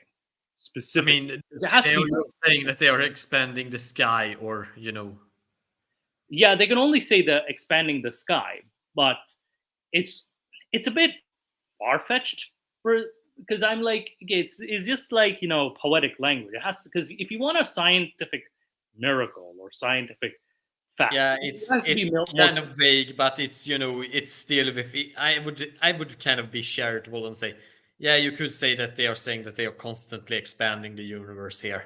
Yeah. Now let's see the number two. Let's see number two, because I can give them a point on this one. A study in 1928 found that the iron had a high nickel content. Oh no, are they gonna go with the iron as oh my god, from the heavens?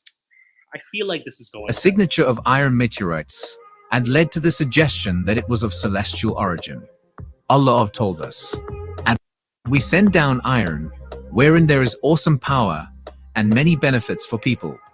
There's an Egyptian hieroglyphics that says the exact same thing. Yes, this has been known. This is known. Iron is. I mean, there are even traditions about old swords being made from meteoric iron because it was kind of like seen as being this heavenly metal. Yeah, the first one, okay, I'll give that. But the second one is just a complete lie because it wasn't discovered in 1928. I think it was just more specific. But this was a known fact, even from ancient Egyptian times. Yes. So this is not new. Number 3. In the 17th century, Johannes Kepler and Isaac Newton discovered the basic physical laws governing orbits. Allah informed us. Mithra stated something. Pharaoh Tut had an iron dagger made from a meteorite. Can you? Yeah. Oh, really? I actually, now that when you mention it, I actually do think that Tutankhamun actually did have a dagger. Pharaoh Tut had a dagger? Iron dagger? Yes. Oh, damn. Made from a meteorite. Wow. I actually did not know this, that he had an iron dagger made from a meteorite. That's fascinating, actually. So, if anything, this is kind of like known. I guess they knew that the meteors. I do know that one of the late emperors of the medieval Holy Roman Empire, so of some dynasty, did also have a sword made of it as well. Mm-hmm. So yeah, it was fairly like. But we are talking about the like 14th or 15th centuries here. Yeah, that would be 14th, 15th century because that's far later after Islam, but it was known afterwards. It was known before it was known that you could make that metal could fall from the sky in the form of meteorites. I recall another, either was a tablet or something, or that did state about the iron being the ores of the heavens or something from the heavens. So this was not a new idea. This was, I think it was somewhere in the Middle East too. So it was probably just ideas from the Middle East, that because Islam was also born in the Middle East, so it's just descended from it. And he is the one who created the day and the night, the sun and the moon, each traveling in an orbit. They say without lies. The orbit traveling. Islam dies. So let's see these lies. Number 1. Okay, yeah. The third one was the orbit, the sun, the moon, and the Earth following in an orbit. I think Ginny, you had something to say. I mean, these things are so generally just, statements about matters that were known. Yeah, especially about astronomy. Like this I mean, was more of the specifics might have, been discovered later in modern times, but yeah. most of the rough realities were known by ancient peoples. No, they definitely like. And the Quran isn't very detailed, is it? Really? No, about no, these things? no. It's not detailed, and also the fact that I recall like there were even like in the Roman times, like ancient Rome, like they were aware of like the sun and the moon, the Earth's travel, like orbit around the sun. So it was a new idea to begin with. So especially like with astronomy, humans were fairly advanced in the field of astronomy, even way before the birth of Christianity and Islam, so to speak. So this was not a new idea. So yeah, why doesn't it talk about scientific process? Yeah, why doesn't it talk about the scientific process? I can guess. Yeah, it doesn't talk about the scientific process because you have to, like, it only like talks like most of the book is full of like oh you do the description of hell and stuff, but doesn't specify where it is exactly. Why would you want to test things when you can just rely upon blind faith? Darn it, Jimmy! Okay, give me that stick. Give me that stick. No faith for you. No, bad, Jimmy. Bad. Oh, ouch! Ouch! All right. So now I just wanted to. Which one was it? So yeah, it's there's the science and technology of Imam Mahdi. One second. This is something from our Shia Imam in science. This is something a lot of us have never heard of before. So this is something I found very interesting. Okay, the sources are Bihar al-Anwar, Wasail al-Shia, and Al-Qafi. So these are, Bihar al-Anwar and Al-Qafi are kind of like they're kind of like the Sahih Bukhari and Sahih Muslim of the Shia world. Yeah, Bihar al-Anwar. I've actually got my hand on that collection. Yeah? Did you, eh? Finally, they've actually gotten it into the library where I am. It's a hard book I've asked them to add at least some of the Shia Hadith collections, and finally they've done it. You're right. Like the Shia Hadiths are like understudied too, so there's some more stuff we could find out. So we have reports from the infallibles that suggest certain progressions will occur in the field of science and technology. Oh no! In Bihar al-Anwar, Imam al-Sadiq is the I think that's the sixth Imam, Jafar al-Sadiq, and he is, what is he? His son, grandson, great grandson of Imam Ali, but like a great grandson of Muhammad. So knowledge consists of, he says, knowledge consists of 27 letters, and all knowledge brought by the prophets only comprises 2 out of 27. Okay. Until now, people had not learned except 2 out of the 27. When our Qaim comes, he will introduce 25 more parts of knowledge and will spread this knowledge amongst all people. And he will add this to the 2 parts from previous prophets so that the 27 became complete. Why the hell did God not send the other? I thought this was supposed to finish in the last prophet. This is so weird. Knowledge will reach its peak during the time of Imam Mahdi. It is not difficult to comprehend how knowledge may undergo a rapid expansion if we compare the progress of knowledge in science and new discoveries in the last 50 years with the rest of the progress of human.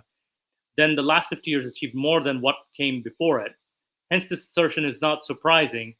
Okay, you're just making speculation. Indeed, in the field of knowledge, the more one knows, the more one is encouraged and intrigued to ask questions, which ultimately leads to more knowledge. Okay. Regarding this hadith, we are unsure of whether it refers to a particular kind of knowledge or whether it refers to knowledge needed to achieve human perfection. Okay, this is an interesting point. At least Islamic sources knowledge is sometimes used in broader sense, and at times it is used in a specific sense. For example, Prophet Muhammad said, "Seek knowledge, even if it requires you to travel to China."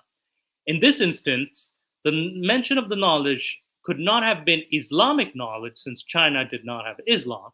In this instance, therefore, the meaning of knowledge is abroad. Because I remember of this hadith, though. This is one of the most promoted hadiths.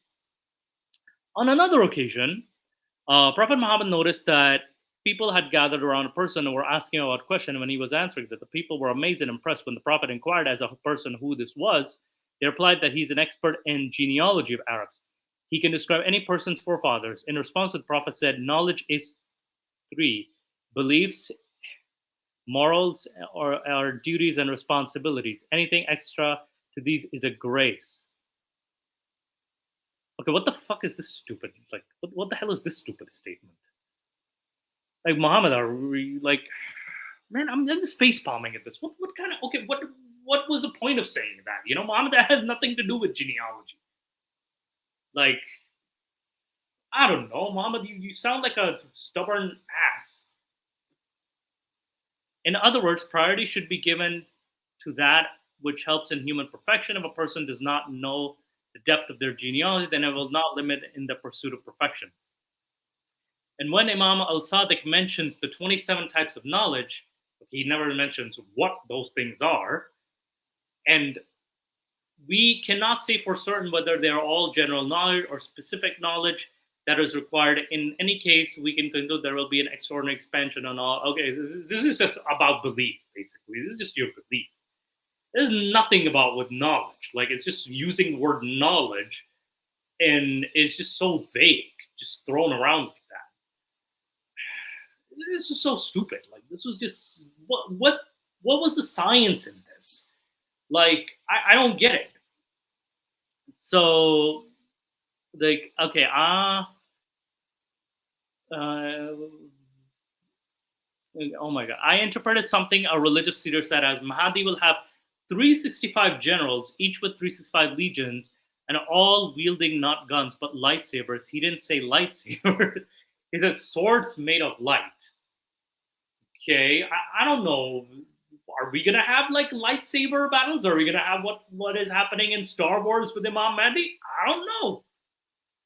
I mean, I would seriously look forward to it if that was the case. Yeah, I mean, it would be awesome.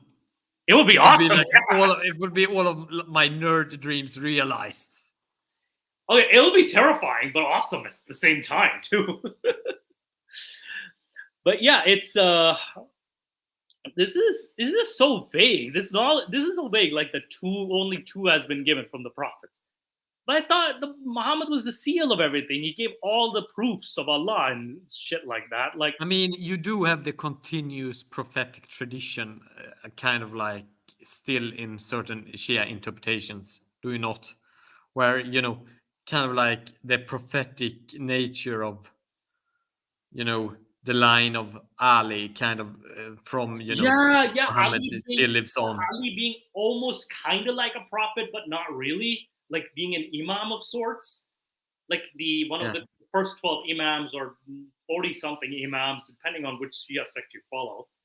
And then Puya. I remember seeing on the news in Iran one time, in a single month, 20 people had been arrested for claiming to be. Yeah, I'm not surprised. I'm not surprised at all. And with the Mahdi itself too, like. I mean, it's also very different from various Shia traditions. In certain Ismaili traditions, the Mahdi is the same as Al-Masih. It's just Jesus coming back as the same person. In others, he is actually of the line of Ali, but in hiding, like in 12 Shia tradition. Yeah. Oh, this was in Qum? The single city in Qum? I thought Qum was supposed to be the most religious city. It does make sense. Aren't there highly religious people also very serious about these things, and also very prone to begin to interpret things as being this is a message from God about the promised, you know, savior coming. Yeah, and man, this is gonna create so many cases of savior claims. Oh, because yeah, they told Jesus. Yeah. In 12 traditions, Jesus is his right hand man. Yeah.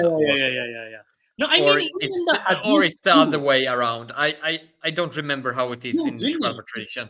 it's in the Hadith too. I recall it's somewhere in the. I'm not sure if it's in the mainstream Hadith, but I do remember a Hadith about this somewhere. I'll have to take a look at it, but I do remember even in Sunni tradition that the Mahdi is going to come with Jesus. Yes. So it's not But that I far. do know that even in the Sunni traditions, there have been discussions about if the Mahdi is a separate person from Jesus, or if he is another name given to Jesus. Yeah. So this is something that is both in the Shia and Sunni traditions sometimes debated, but the mainstream view in the Sunni traditions is, in most cases, that they are separate individuals, and in most Shia traditions also that they are separate. But there are significant traditions in both, traditions, or rather over traditions that say otherwise. If you go into, I think that they are actually seen as the same. Also, interestingly enough, in the Ibadi tradition. Yo, but keep in mind, Ginny, Mahdi literally translates to savior or the savior. The one that is guided. Yeah. So, and in Shia 12er tradition, he's the 12th one that's kind of like in yeah, something like that. I mean, yeah. it's just a passive participle of of the word for huda, or guidance. It's just the passive. They Someone call it that has been guided. Yeah, they call it ghaib or something like that. That he's hidden. Yes. And it's generally, like, speaking, the that's the 12er tradition. That he's one of the descendants in the line of Ali that went into hiding, and he will come back on before Judgment Day. In the other Shia traditions, it's more. Sometimes he's of the line of Ali. Sometimes he's another separate character. Yeah, but that will aid the line of Ali. Yeah. They told us what they called a. Oh, God damn it! Let me show. Come on, show. All right, they called what they told the short absence and long as a period. Short was when he was apparently ruling some. Now, keep in mind though, even when he was invisible, like in presence, apparently there are 3 variants. He disappeared as a baby. He disappeared when he was just a child reading the janaza, or a teenager reading a janaza for his father, Imam Hassan al-Askari. And then there's a third variant, which is like he was hidden, but only his representatives talked on his behalf to the people. And if you kind of go deep into it, the story does get a little more suspicious. This is called, al-ghaiba zughra, the minor, occultation, or the minor mysticism, which is kind of like this is unique to 12er Shia Islam. The Zaydis and the Ismaili 7er Shia do not share this belief. Absolutely. And what's interesting is that, and I know we delve into a lot of history as well. I know that I take up that I erase these differences, because I think it's important to actually point out that 12er Shia might be the dominant Shia strain right now. It is, yes. It is. But it's not the Shia strain I'm actually most familiar with. It's not the Shia strain that is the only Shia strain either. Yeah, because I used to be a 12er Shia. I grew up with, like, this was my ideology growing up.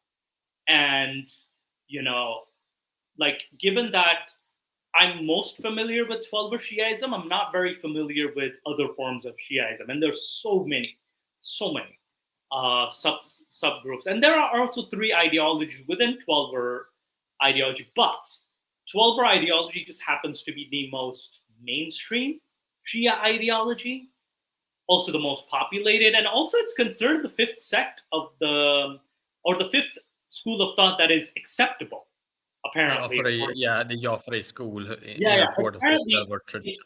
It's considered the more acceptable. Its interpretation of Islam is considered the most acceptable in the mainstream. I mean, you also need to remember that Jafar as-Sadiq also was the teacher of because he was Malik and Abu Hanifa. Yes, and then their students created the other two schools. So the Jafar al-Sadiq was called that's why Twelvers are also called Jafariya or Jafari Shia. Or Fiqh Jafari. And he's also referred to as I don't know if it was Malik. I think it was Abu Hanifa that referred to him as Sayyid. Yeah. The Lord, or the master. Yeah, and also another term for Jafari is also Isna Ash'ari or Ithna Ash'ari, depending on your pronunciation of the Which Arabic. is Twelver, yes. Yeah, That's why I used the word. It's literally, Ithna Ash'ari is 12. So it's like Ithna Ash'ari is this Nisba ending, which relates to 12. Yeah. So it's like the 12 verse. Yeah. So don't worry. Even this tradition, the 12 tradition, is full of such It also has three sub schools within it, by the way. The what? Sorry? 12er Shiism has 3 sub schools within it. Oh yeah. There's Akhbari. Yes. There's Usuli, and then there's a third one. Crap. Which I've forgotten. Me too. Because we were, I think, a vast majority are Usuli. Like if you're following, let's just say the Khomeini, for example, you're more of an Usuli. That is. What is the? Let me just actually. You know what? Maybe Google 3 thoughts within 12ers. Okay, wait. It is. What's this called? Akhbari. Usuli, and then there was a third one, right?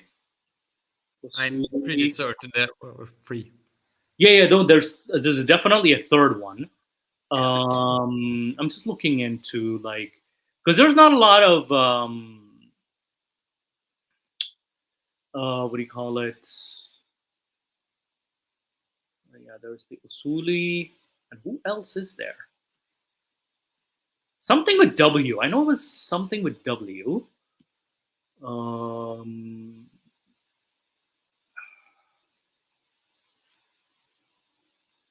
Because the Akhbaris, they kind of reject the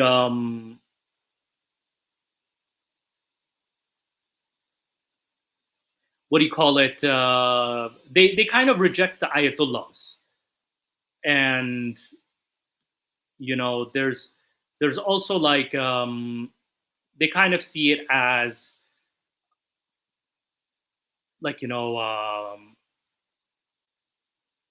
they see that the imams themselves can only be ayatollahs, not the others. So Akbari, Usuli, who else was there? I'm trying to see. Oh man. Wait, I'll have to see 12er Shia Islam groups within 12er Shia Islam.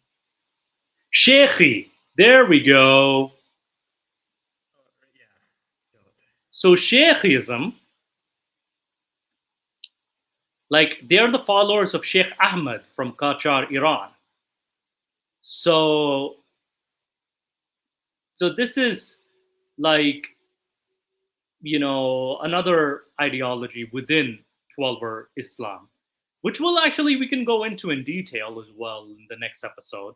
By the way, we've just invented new imams. Oh my gosh.